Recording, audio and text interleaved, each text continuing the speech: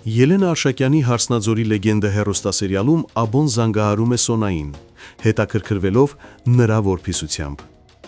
Սոնան վստահեցնում է, որ ամեն ինչ կարգին է, որևէ անհանգստանալու բան չկա։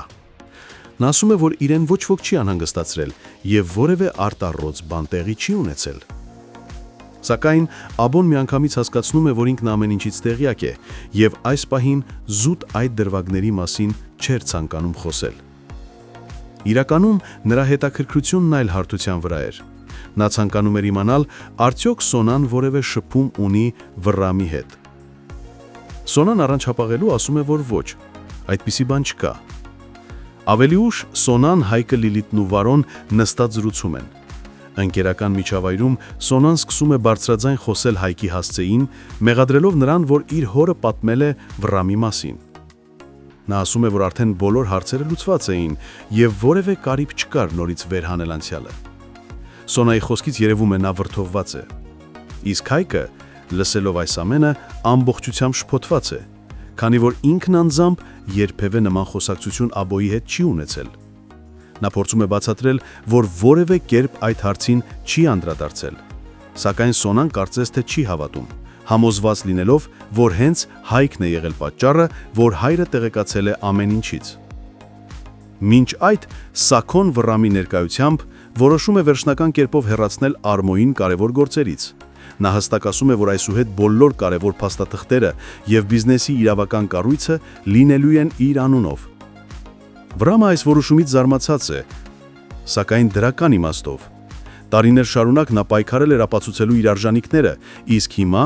տեսնում է, որ հոր վերաբերմունքն սկսում է փոխվել։ Արմոն, որն ակնհայտորեն չէր սպասում նման զարգացումների, զարմացած եւ զայրացած հեռանում է։ Նա հասկանում է, որ իր խաղադրույքներից մեկը այլևս չի գործում, եւ այժմ հարկավոր է անցնել պլան B-ի։ Իր նոր մարտավարության շրջանակներում նա կրկին որոշում է կապ հաստատել Քաջիկի հետ։ Նա զանգահարում է նրան, հույս ունենալով, որ կարող է նորից ստիպել բացել անցյալի փակ դռները։ Քաջիկը սակայն այլ տրամադրության մեջ է։ Նա միանգամից հիշեցնում է, որ Արմոն երբեք չի հետաքրքրվել իր անձով այս տարիների ընթացքում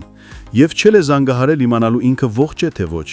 Նա շեշտում է, որ իր հետ ամեն բան կարգին է եւ խնդրում այլևս չանհանգստացնել իրեն։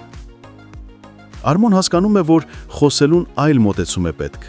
Նա փորձում է համոզել Քաջիկին, որ այժմ իրավիճակն ամբողջությամբ փոխվել է եւ հիմա նրանց երկուսին էլ կարող է շահեկան լինել հանդիպել։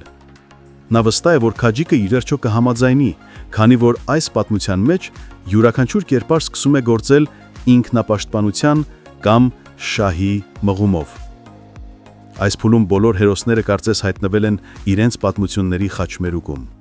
դեռ չգիտակցելով, թե որ ջաշպաղը կարող է անդառնալի դարձնել իրենց ընտրությունը։ Հարգելի հետևորդներ, արդյոք Քաջիկը կվախենա ու կհանդիպի Արմոյին։ Գրեք մեկնաբանություն։